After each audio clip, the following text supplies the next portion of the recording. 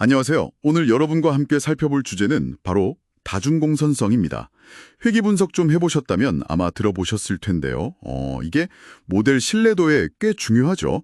저희가 준비한 자료들 바탕으로 한번 명확하게 짚어보겠습니다. 네, 맞습니다. 그 회귀 모델에서 독립 변수들끼리 너무 서로 너무 비슷하거나 관련이 깊을 때, 그러니까 강한 상관관계가 있을 때 발생하는 문제인데요. 이게 심해지면 모델 해석도 어렵고 예측력도 좀 떨어질 수 있습니다. 아예 똑같은 정보를 주는 변수가 둘 이상 있다, 이러면 완전 공선성이라고 해서 개수 추정 자체가 안 되고요. 실제로는 그 정도까진 아니어도 상관관계가 매우 높으면 다중공선성 문제가 생기는 거죠.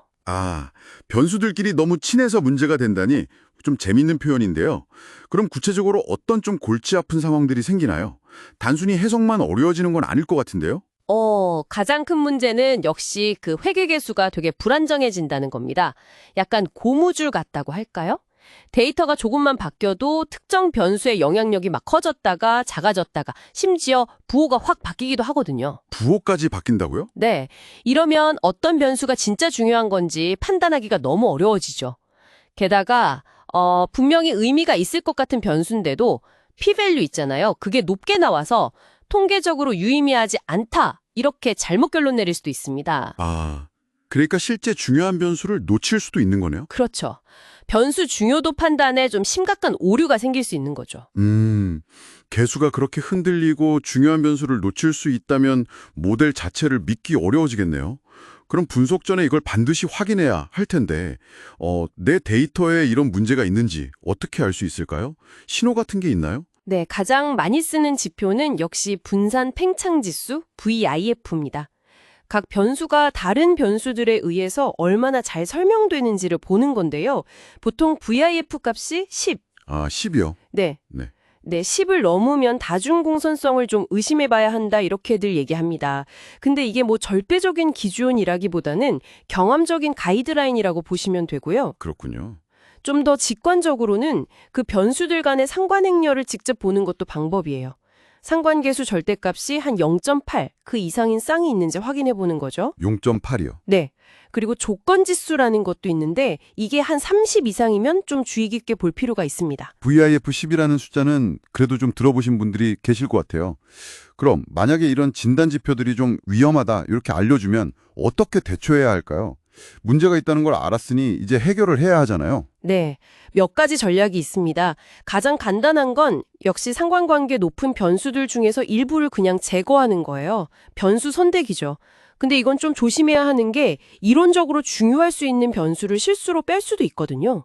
네. 신중해야겠네요. 그렇죠. 아니면 주성분 분석, PCA 같은 걸 써서요. 기존 변수들을 잘 조합해서요. 서로 독립적인 새로운 변수들을 만들어서 사용하는 방법도 있습니다.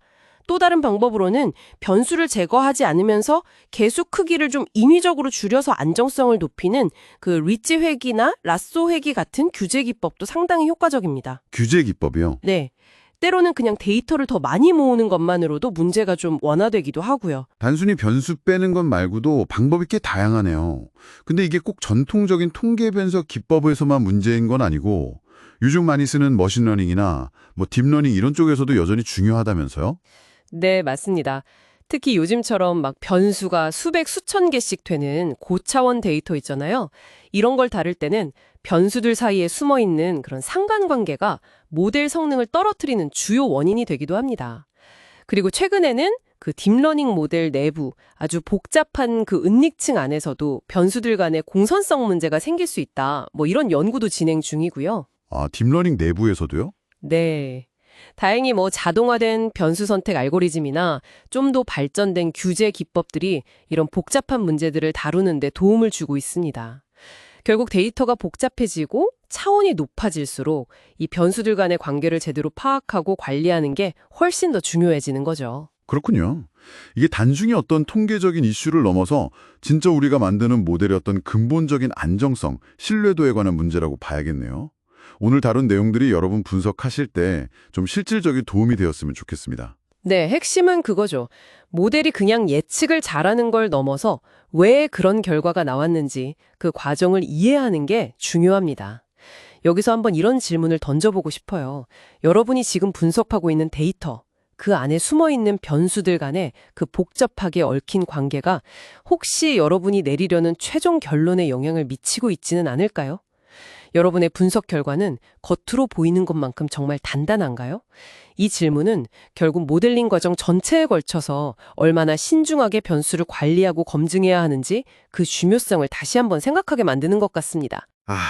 결과 이면에 숨어있는 관계까지 들여다봐야 한다는 말씀, 정말 깊이 새겨들을 만한 지적인 것 같습니다.